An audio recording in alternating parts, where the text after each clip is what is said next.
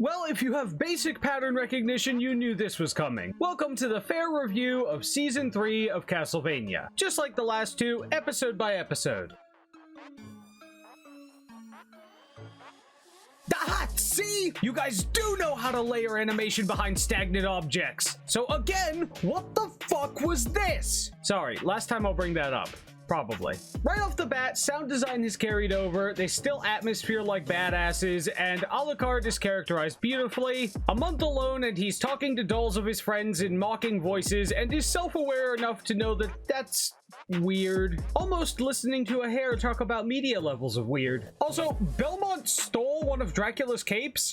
The man literally grabbed the loot drop. And I'd like to point out that the one Dracula was wearing probably burned. That means Belmont went to Dracula's room after killing him and stole shit from his closet in front of his son. That's not a complaint or anything, I just respect a decent loot ninja. But jump cutting around, we're gonna do a lot of jump cutting in this season. Carmilla gets home to meet her new council, who are hopefully more important than Dracula's decorative ferns. This new council, by the way, is actually her old council that she wasn't talking to in the mirror back when she was making her plan and was never mentioned previously, almost like it was made up for this season, but I don't want to make that assumption. Back to Belmont, he meets a whole slew of trouble. Knowing that the church caused the issues with Dracula, there are people who took Dracula's side. They're clearly in the wrong about a lot of things, but I do get the feelings. Oh no!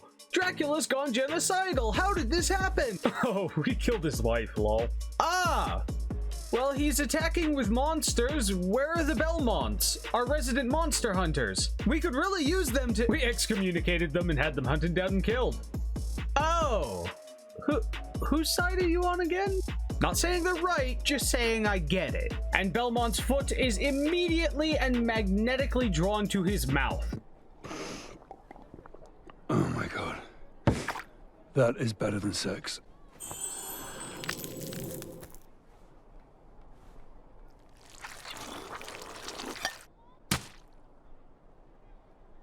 Better than sex.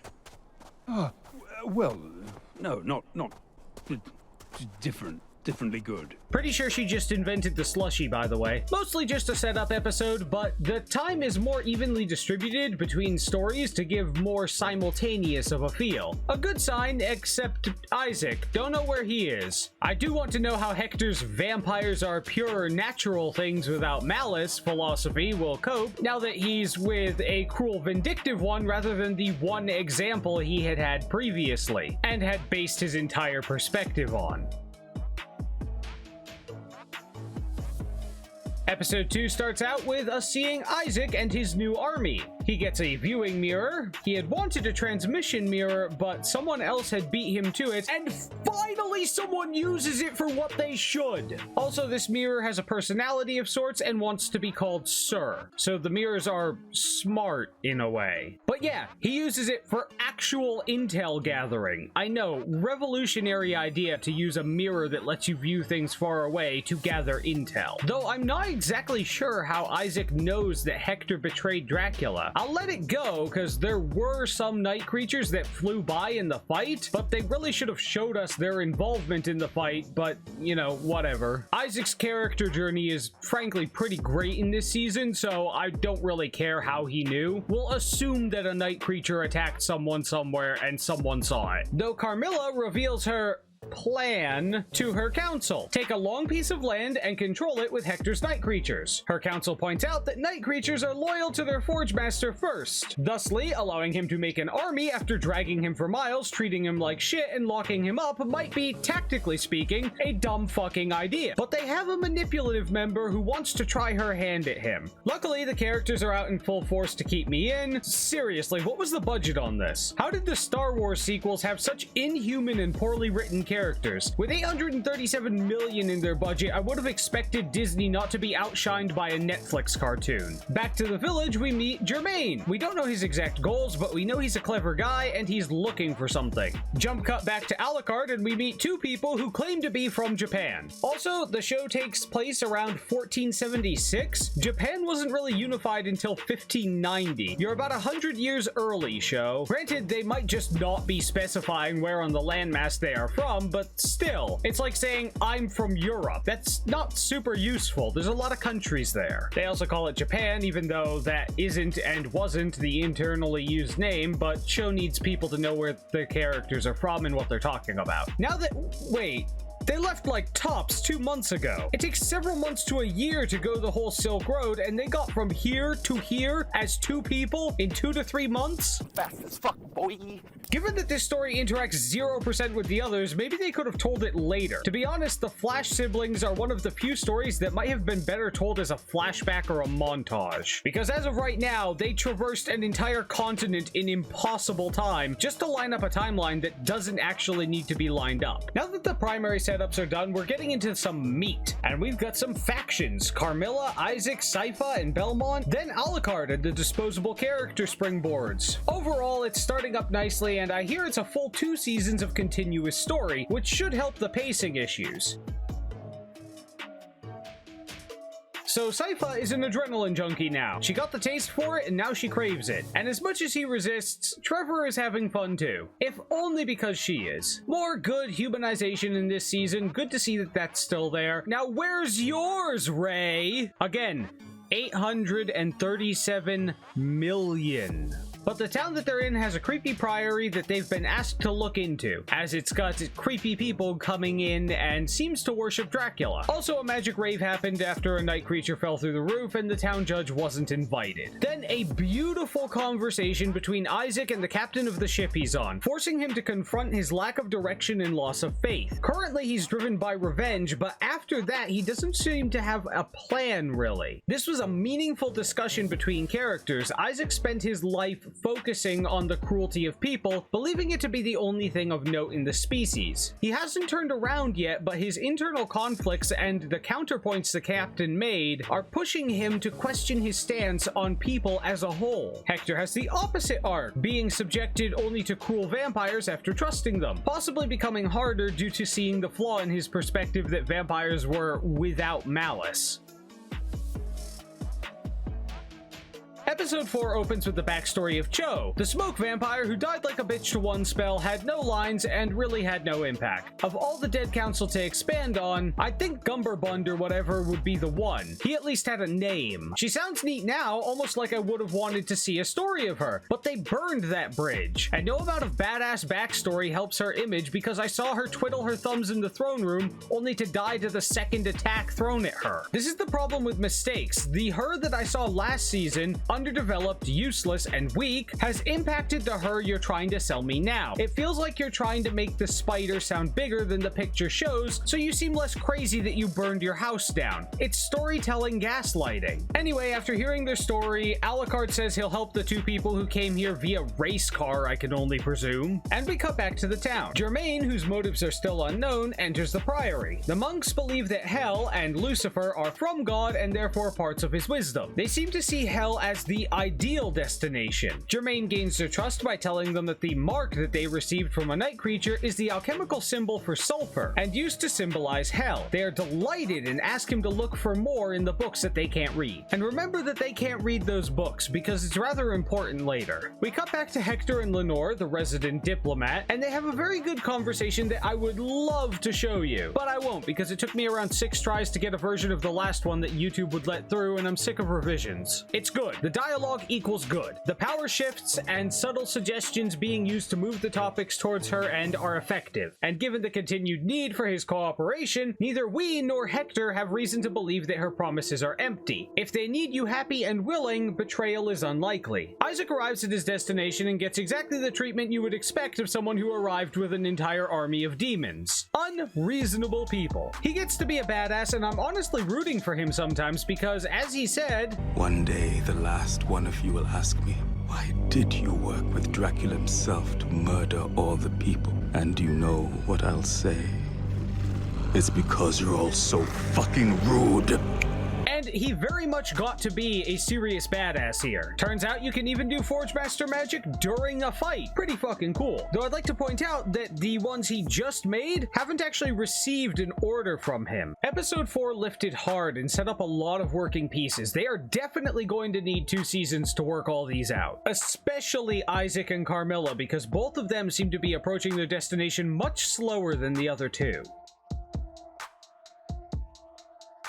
Episode 5 begins with Belmont questioning his direction in life, or lack thereof. He and the judge also discover a mark on the town gate that wasn't there prior. Though, based on what we learn later, this actually doesn't make any sense, as there isn't going to be a soul to harvest at the gate. Even if there was, a house would have more, and the gate didn't even get burned down, so this symbol didn't even get used beyond letting the heroes know about the symbols. Cut to St. Germain inside of the priory, and you see him pull out a magic stone, and he appears to be tracking something with it. Still don't know what he's up to, but he's clearly moving forward. He is then confronted by Sypha, who immediately sniffs out that he's a magician. He admits he's looking for something, and they find another of the symbols. It's apparently the symbol of Saturn, lead, the scythe, the harvest, and transformation, and other such horoscope level symbolism. Him, her, and Trevor go to have a chat about what's going on at the priory. But before we can see that chat, we cut to Alucard sparring with Sumi and Taka, where we see a beautiful display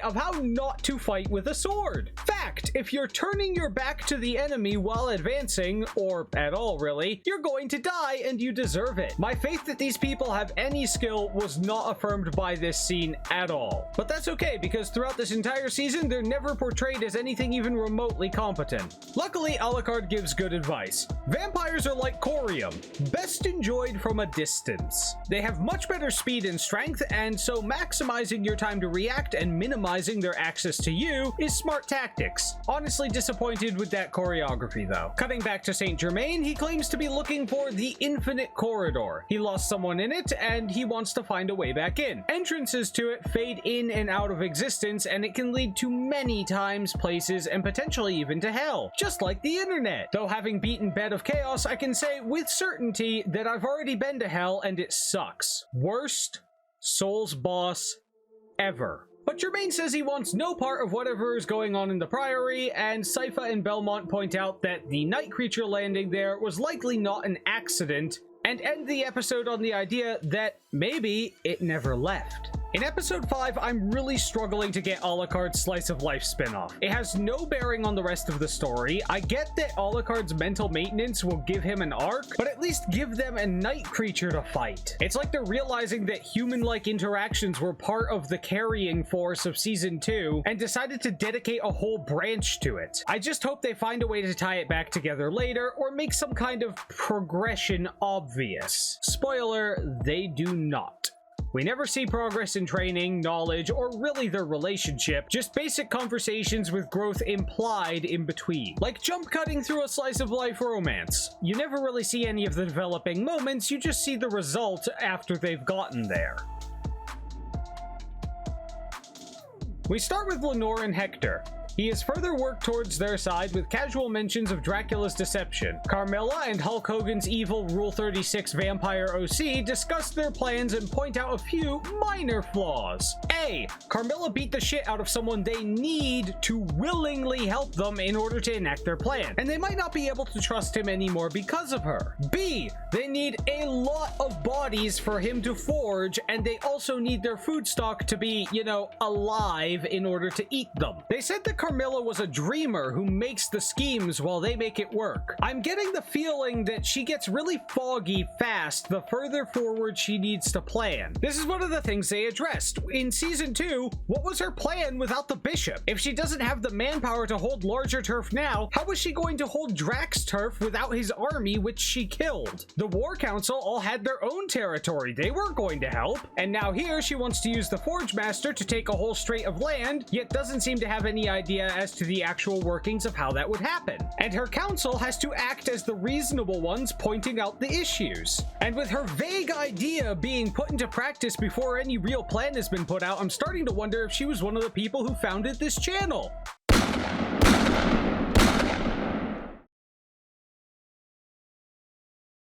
I'm getting some of the more over-ambitious, anger-driven feel of early Zuko here, and she's in desperate need of an Iroh. What do you plan to do now that you have found the Avatar's bison? Keep it locked in our new apartment? Should I go put on a pot of tea for him? First, I have to get it out of here. And then what? You never think these things through. This is exactly what happened when you captured the Avatar at the North Pole. You had him, and then you had nowhere to go.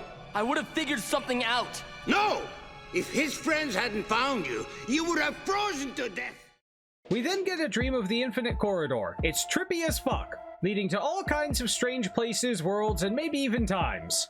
Neat! And I think it's fair to say he was honest with his intentions that he explained to Trevor and Sypha. Now with Isaac and his rather large army, he asks for the one who can talk well. We knew some of the night creatures could talk, but this one has memories, and Isaac asked it about who it was before it was sent to hell. For this night creature, he was a man pushed to sin because of zealots abusing church teachings. I'm sensing a refocusing of Isaac's targets, and a lot of conflicting directions that he's trying to sort out. He'll need to get to it eventually because as of right now, he has revenge, but once that's gone, he seems to be having trouble deciding what to do after that. And he definitely seems to be having trouble believing that all people need to die. Everyone's plans have some not so small hurdles then.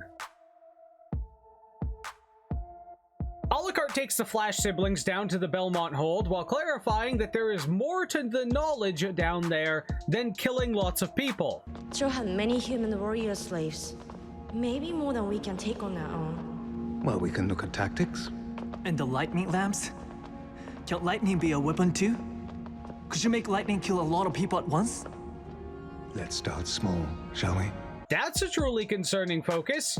I'm sure it's nothing though. Can't wait to see what they do when they get down there and he teaches the magic like he said he was going to, or shows them more about how to use weapons. Jump to St. Germain, finding a book by an old forge master. Not sure why it's in a church, but some of its pages were removed recently. Put a bookmark in that book right next to the one that says that the monks put those books there because they couldn't read them, because this is adding up to a problem. Those 2 pages are going to turn out to be crucial, and don't tell me that maybe they lied about not being able to read that book, because if they could read that book, why would they put a book that might reveal their plans in a pile of books they told someone to search through? Jumping again to see Isaac. He gets exposition from a local magic lady who tells him of a mad wizard who enslaved her town and has a large transmission mirror. And his army of what were once townspeople would be useful in forging an army for Isaac. This is likely the magician who beat him to the transmission mirror in the earlier town. How convenient that he happened upon exactly what he could want on his way by. A tad undermining of his self-built character for both of these things and the exposition of them to just fall in his lap like that, but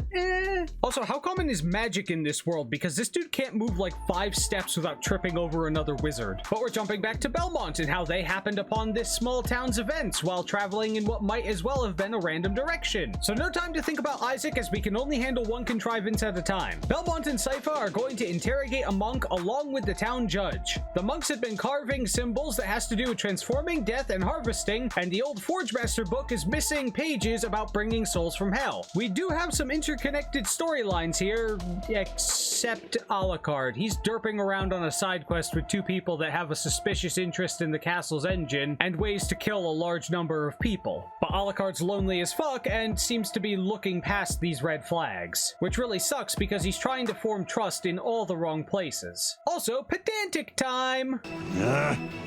Oh, I do like meeting a professional killer. And that grip gives it away every time. What grip?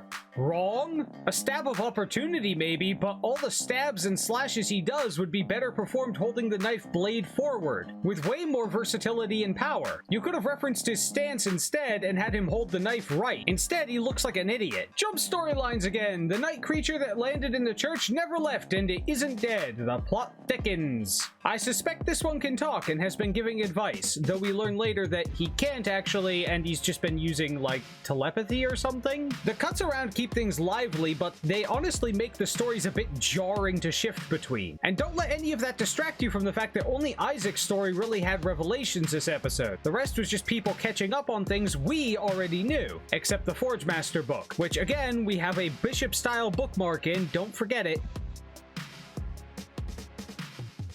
We start off at Carmilla's castle, where they talk about the very real problems they have of seizing the area they want before it's reorganized post-Dracula, using an army they don't have yet, made from corpses they can't spare from available food stock, made by and loyal to a man that they tortured and haven't won over yet. I'm on the worrying warrior side. How anyone in that castle can sleep with so much of their plan up in the air is amazing. Also, Germain sees the night creature's sex dungeon and decides to run out of the priory. And then we learn that the night creature is doing what it thinks Isaac wanted, trying to resurrect Dracula. Why didn't Isaac think of that? Perhaps the night creature has knowledge that he doesn't, but it's still a tad strange that he knows that he brings souls from hell, yet doesn't consider that he might be able to bring back Dracula. And remember that book and the bookmark there within? Did the night creature bring the book with it? It didn't seem to have one on it earlier. Did it just happen to crash into a priory with both a book on resurrection and an entrance to the infinite corridor? Did it somehow convince the monks to help it and then peruse their library? The existence of that book raises potential holes in the story and only served to provide info to Germain that you could have had him discover based on the ritual room he found. He has knowledge about alchemical symbols. It's not beyond reason he could get the gist of what they were doing based on the evidence he already had. That book was an overly forceful plot device purely for the audience's information, and it raises a rather significant hole.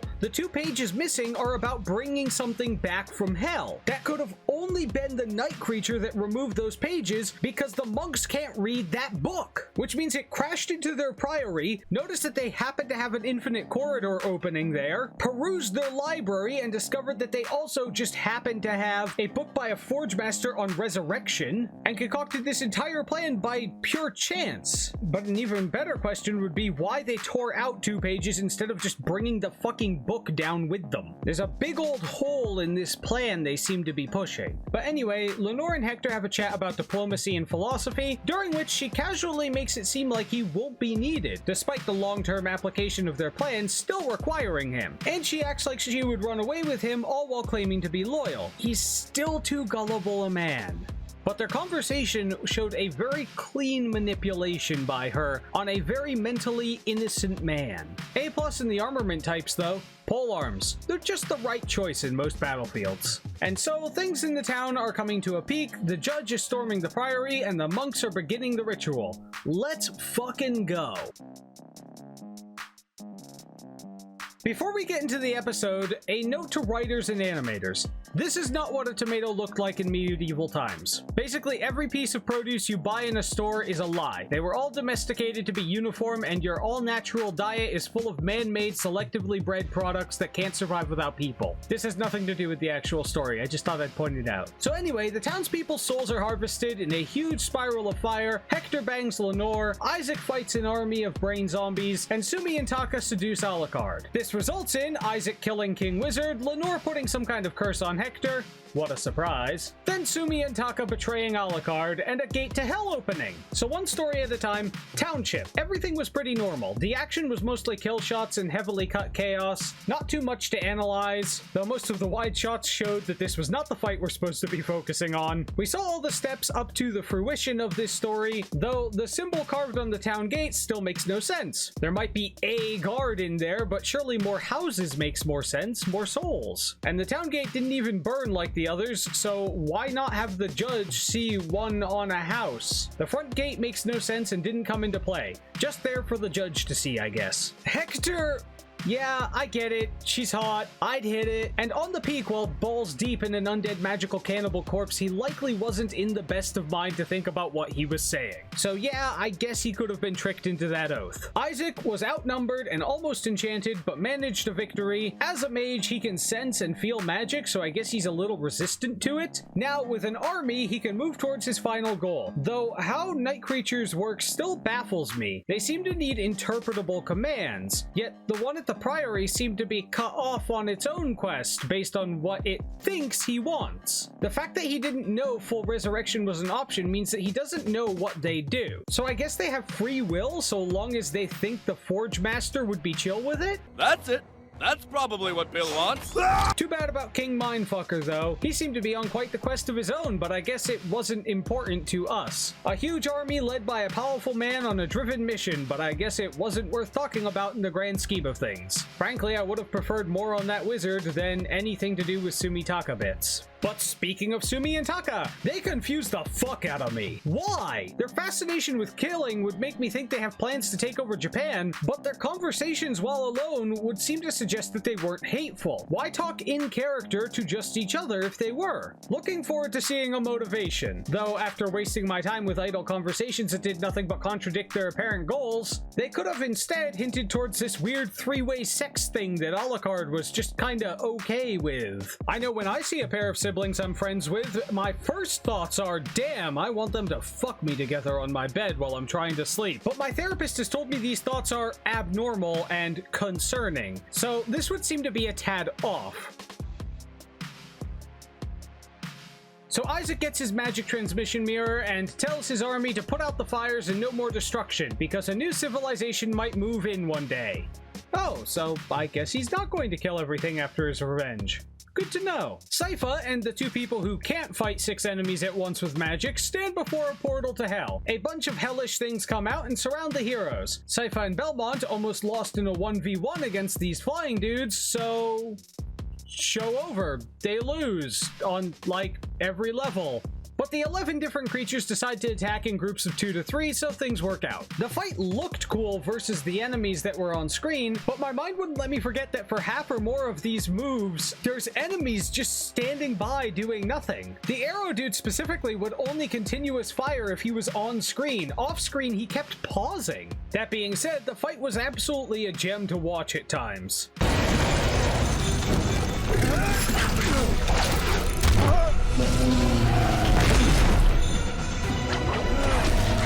Good to see humans are still made out of steel, and the sad part is that this fight is the second best in the season, and the first best is Isaac's fight against the wizard. But back to what they were doing, Germain uses magic to make the night creature move the window to the person he's looking for, and then tells Belmont to kill it. He closes the corridor from the other side and says he'll see them again. Jump cut back to Alucard, and it turns out Sumi and Taka are going to kill Alucard because they trust no one, except for all that trust it took to eat his meals and train with him every day. But they think he's lying about the castle and won't teach them magic, except he said he was going to teach them magic. Not sure where they got that. But do they expect to learn it faster without him? Where did they get those magical restraints? Were they planning to figure out and fix the castle engine in their lifetime?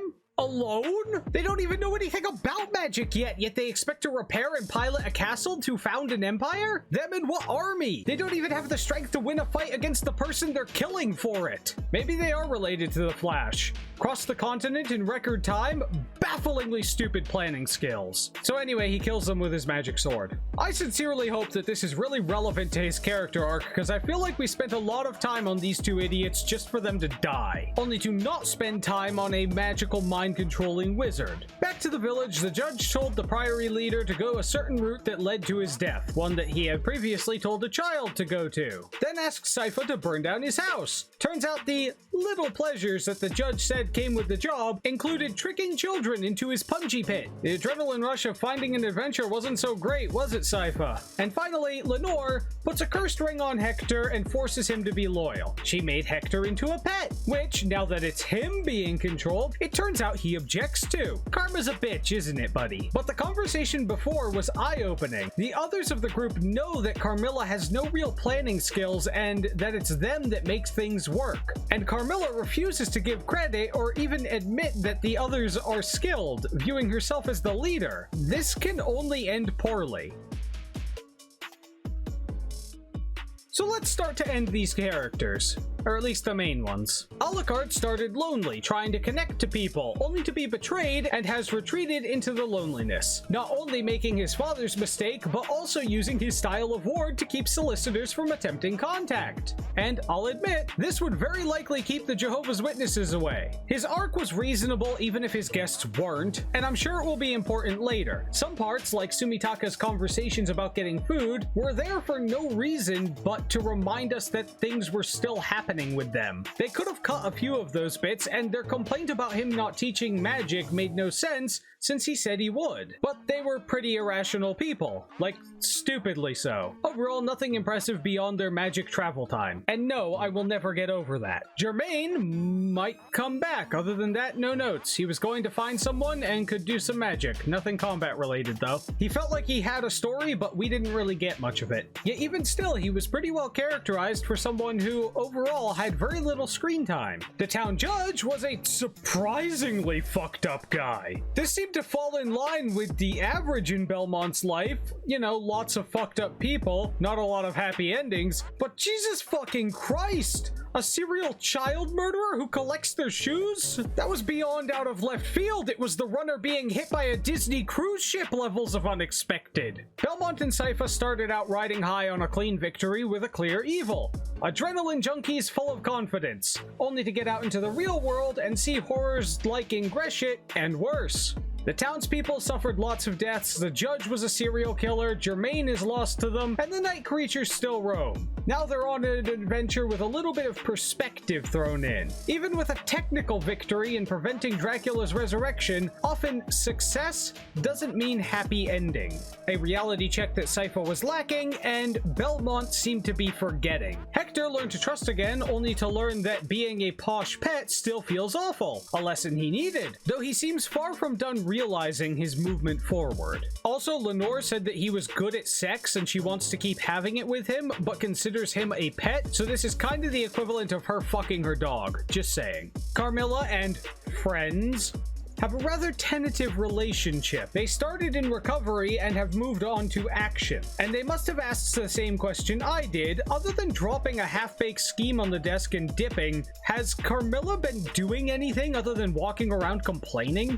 Isaac had both an internal and an external journey. During it, he saw that, while he was right about there being cruelty in the world, he saw facets he hadn't before. He went from kill on my way to mission's end to kill if I have to. His last line makes it seem as though he doesn't intend to finish Dracula's extermination. Though he still hasn't actually gotten his revenge, he does have a lot of meat for an army. His siege on Carmilla's castle should be pretty epic. And that wizard dude he fought seemed like he had a whole thing going on, but I guess he was just a roaming optional boss, because we didn't learn dick all about him. So his power level and the weight of his death were limited to that one fight he had with Isaac. Not a great use of a powerful character. In fact, it was a waste of one. Not to undermine just how cool the fight looked while it was happening. Sound and characterization is still on point. I get that they wanted the pacing to line up, but these stories seem so disconnected it's nuts. In season 1 and 2, the various stories all had something to do with each other. In this season, none of these seem destined to interact other than Hector and Isaac's. Sypha, Trevor, and Alucard went through their transformative stories and didn't interact at all. It definitely lacked the interconnection of season 2, but let's hope they bring it together in season 4, as,